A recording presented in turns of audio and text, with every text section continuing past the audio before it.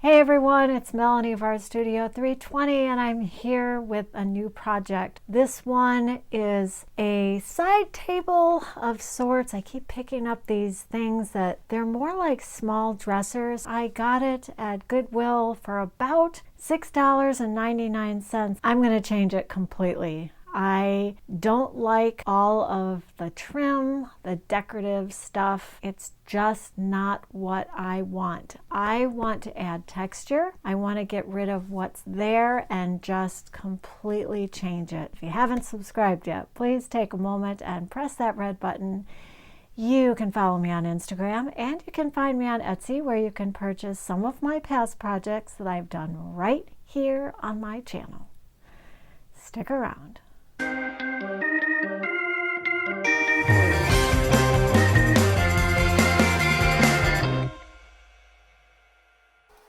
going to be using vinegar and water to clean this piece, but first I need to vacuum. It's a very, very dusty piece because it's been sitting in the garage. Hardware was easy to take off, and actually it was all very easy to clean. I'm using a 120 to start because I'm not quite sure how far down the veneer goes. So to be sure, I didn't want to make any mistakes. I'm using a rubber mallet and a screwdriver and a little mini pry bar to get all the trim off. All right, so this is where I'm at right now.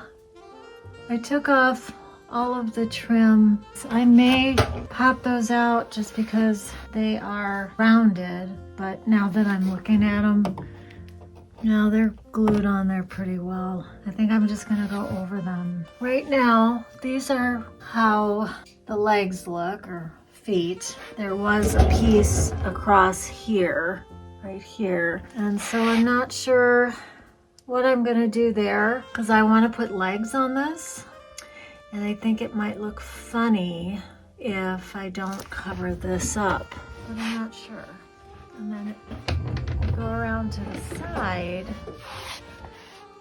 As you can see, there's a lot of holes. And this is the better side. Before I realized that there were screws on the inside coming out to screw all of these, and this is still in there. This didn't go so well. This was all screwed in from the inside and I couldn't see the screws. I assumed it was just glued on, and it was not. So I tore a big piece out of that. Not that I can't fix that. I've got some decisions to make. I'm not going to show you every hole that I filled, but there were a lot, but you get the idea. This step is very important because I am measuring this piece to fit the very bottom. It's kind of like a skirt to the bottom of the piece. Now, you might wonder, why am I cutting in the middle? Well, it's because it's a used piece from when we remodeled our kitchen, and the part that I'm cutting is the part that was still decent enough that I didn't have to do a lot of work to it.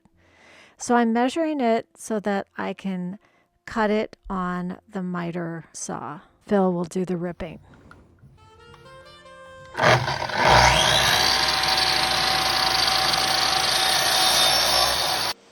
I'm cutting the width, so I'm cutting off each end, and you can see there is the laser here. I wanted you to see that because that's how you know where the blade is going.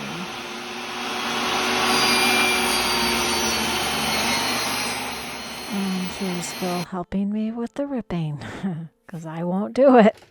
It fit perfectly.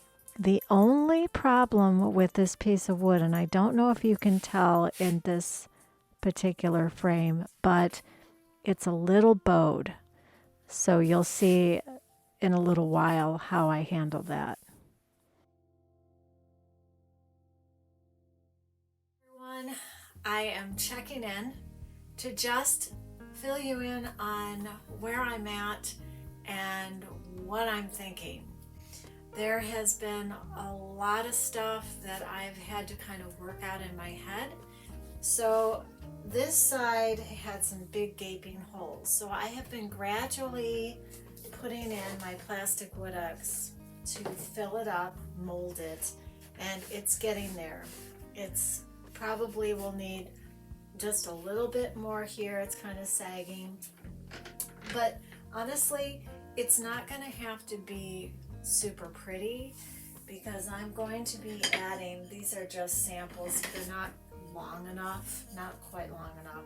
I have ordered some and they won't be in for a few days, unfortunately, but I'm going to put them across here.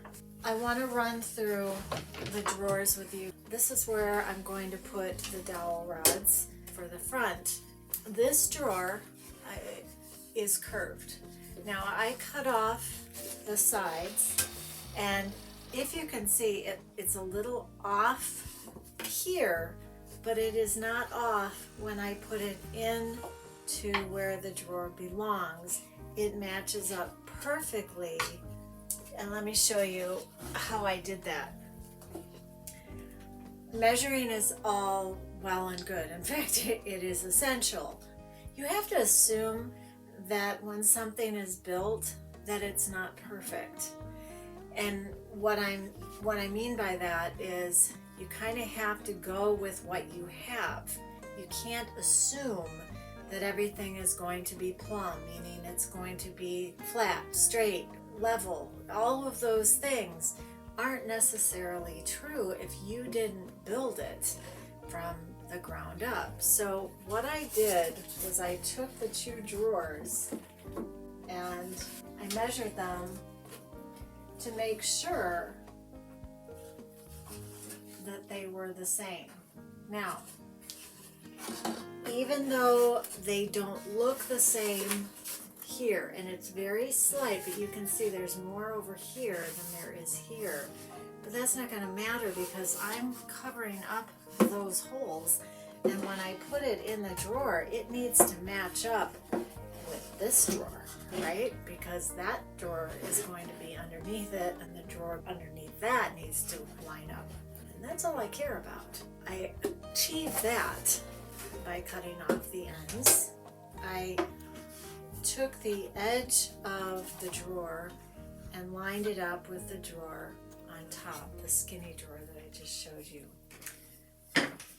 All right, so I sanded the outside edge here, which is also what I would call trim.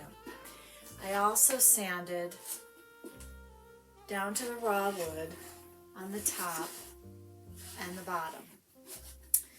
The reason I did this was because when I put the dowel rods on, whether I put them here this way vertically or whether I put them horizontally, there is going to be space here and here, obviously, and I am going to be staining these. So instead of painting this on the outside, I want it to match these. So it really kind of looks like it all belongs together. So I have plenty of space here to glue my dowel rods on. Now when I get here, and of course they're going to be the length of the drawer once I cut them down. Again, this is just a sample piece to show you. I am going to be putting a piece of wood in here to give my dowel rods something to attach to. I think it would put a lot of pressure on my dowel rods if I were only to glue on the edges. Stick around here. So I know that this piece is well glued, and I don't want to risk doing more destruction.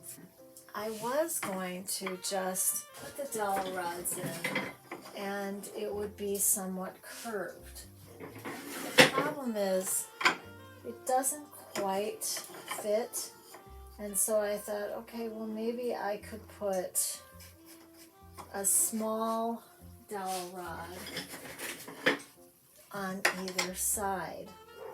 I'm going to have this piece here, so I could take the dowel rods and put them all the way down to here and take them all the way to the top.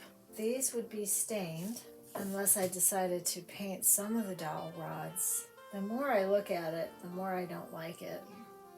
I think, as I'm talking this through, I am now thinking I'm going to fill this all in with wood filler. It's a lot.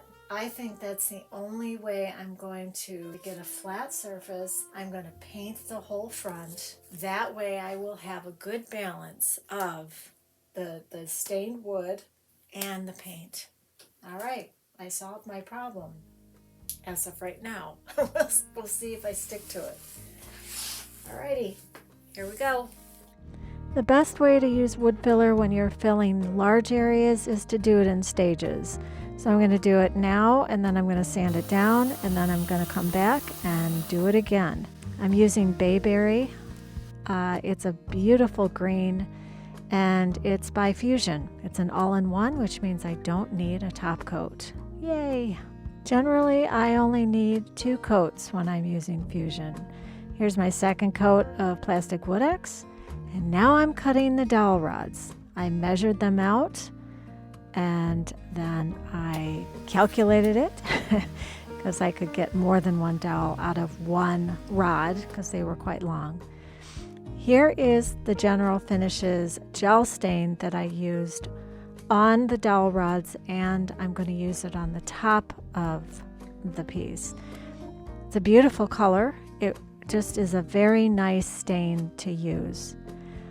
I decided to use a primer. I'm using Zinsser's Bin just because I didn't want any bleed through, because I had some areas that I didn't sand completely. I used Elmer's wood glue for my little skirt at the bottom, but I needed weight because there was a bow in the wood, meaning it was a little warped. So I ended up using clamps to keep it down. I'm using painter's tape here to tape off the bottom of these legs. Now, these legs are not symmetrical, they're an odd shape.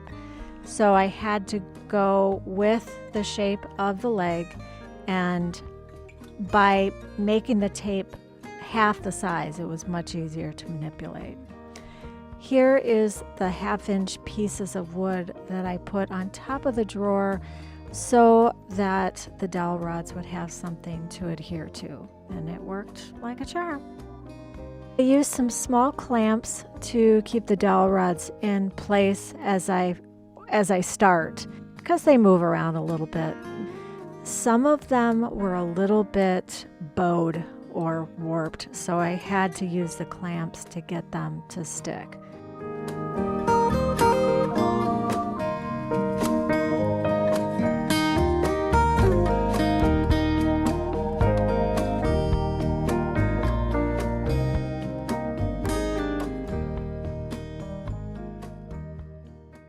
Hey everyone, I just wanted to check in with you and talk a little bit about what I've done so far.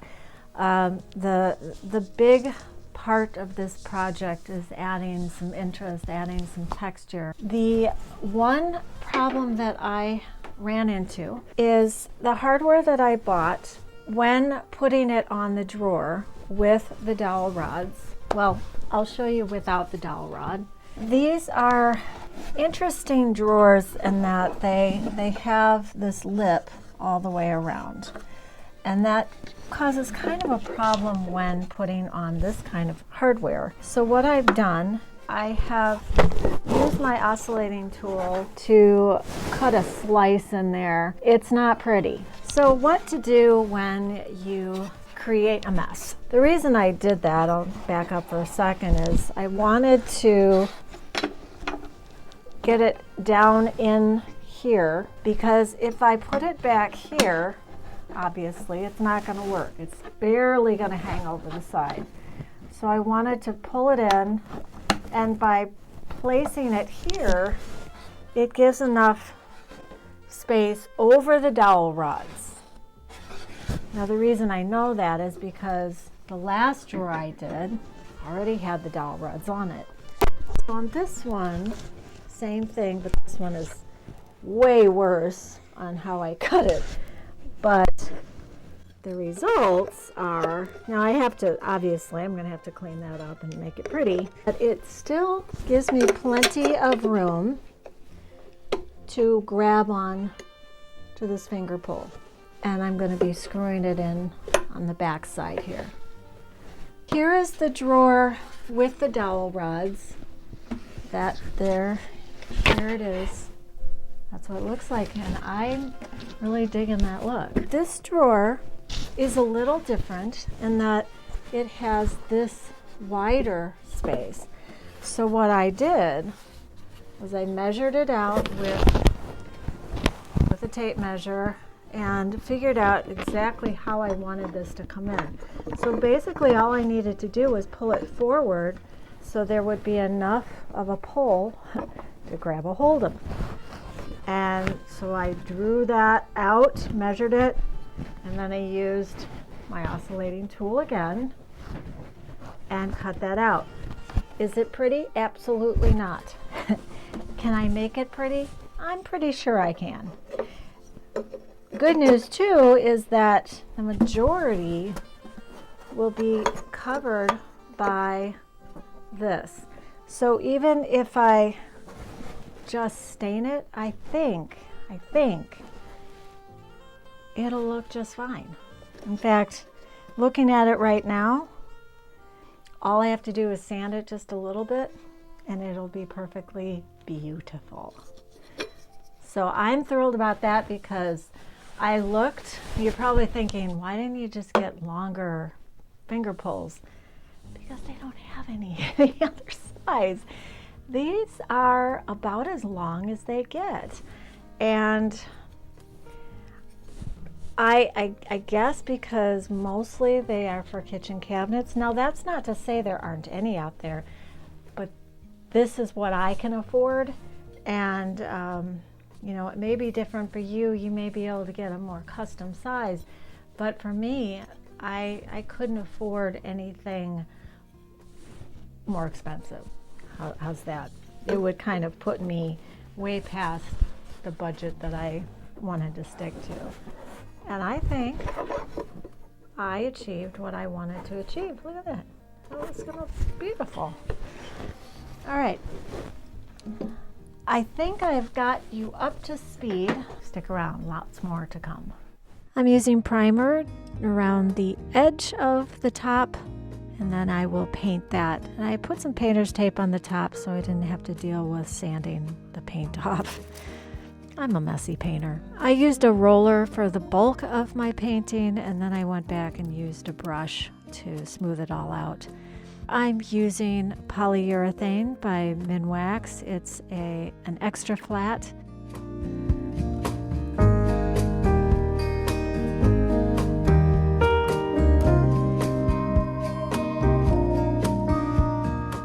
I am putting on the hardware into the little grooves that I made, and they actually worked really nicely. I was so pleased how they turned out.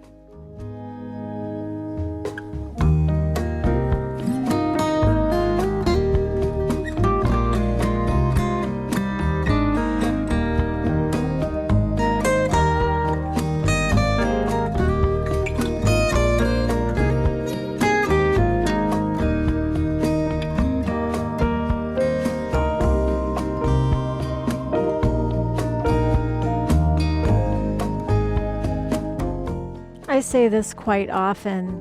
When you're painting and you've got a spot that you've used wood filler, sometimes you don't really see all of the lines until you've painted, and that was the case here. And you know, it was just another layer, and I thought I would probably need that. I'm using the gilding wax in gold to just accent the bottom of the legs. hence the reason I put the painter's tape on. I didn't tell you that earlier. I used little felt pads by 3M to put on the bottom of the legs so that they wouldn't scrape, because they're just hard wood on the bottom there. These legs were a little temperamental. They actually weren't that hard to put on. I already had screws there from the feet that were there before, but there was one leg that had a bent screw, so I had to fix that, and then they went on nicely. Now I'm putting the dowel rods on the sides. That went really well. I did prop up the bottom underneath with a towel, rolled up towel, for two purposes. I didn't want to scratch the other side, and I also wanted to prop it up so the dowel rods wouldn't roll right off. Now, here's where I'm cleaning up my mess. It looks messy, but I'm using caulk that's paintable, and I'm just filling in all of those little holes that I made with my oscillating tool. I went back and sanded it and painted over it, and it worked perfectly.